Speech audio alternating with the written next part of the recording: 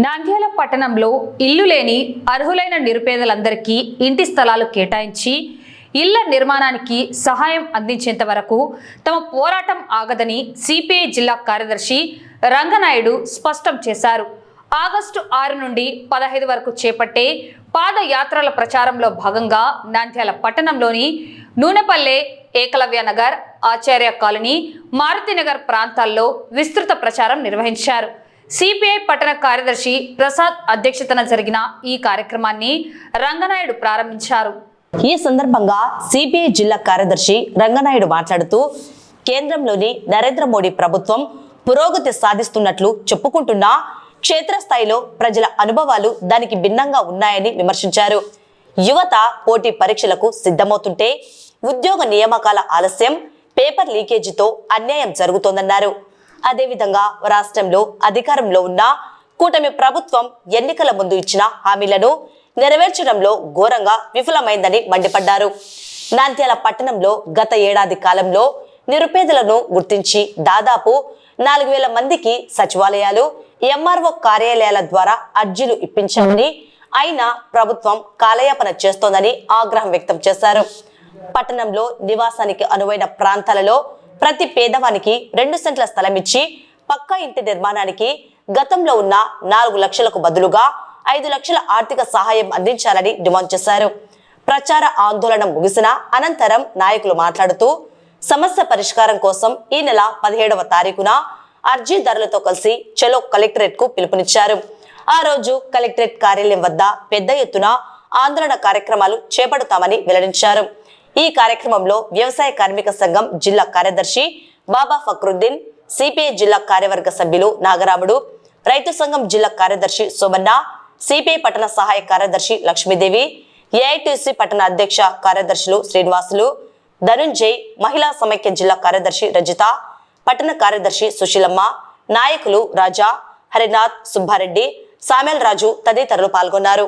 కేంద్ర ప్రభుత్వము అవలంబిస్తున్న ప్రజా కార్మిక కర్షక వ్యతిరేక విధానాలను నిరసిస్తూ సిపిఐ జాతీయ సమితి పిలుపులో భాగంగా ఈ రోజు నుండి 15వ తారీఖు అన్ని వార్డులలో ప్రచారం నిర్వహించి కేంద్ర ప్రభుత్వం విధానాలను వెండగట్టే విధంగా ఈ రోజు నుండి ప్రచారం స్టార్ట్ కావడం జరిగింది.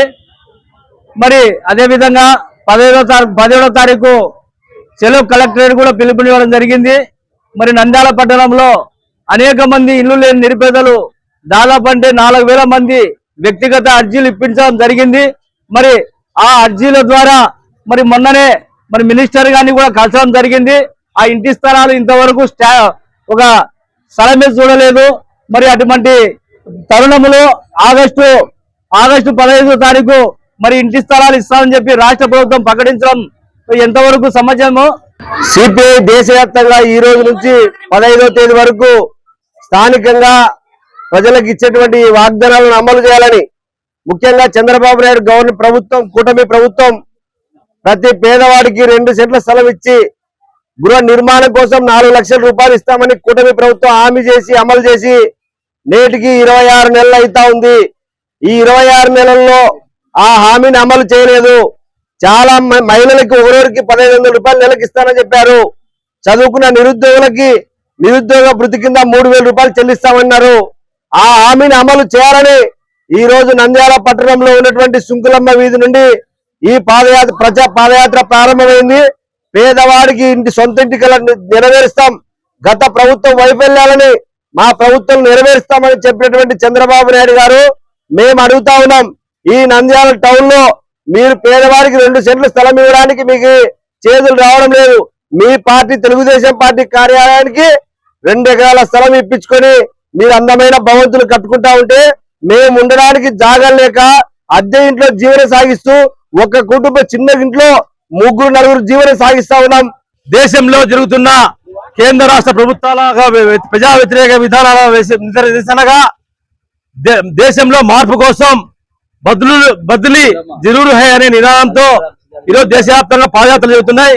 అందులో భాగంగానే సిపిఐ పట్టణ సమితి తరఫున ఈరోజు ఈ సుంకులమ్మ వీధిలో పాదయాత్రలు నిర్వహించడం జరుగుతుంది.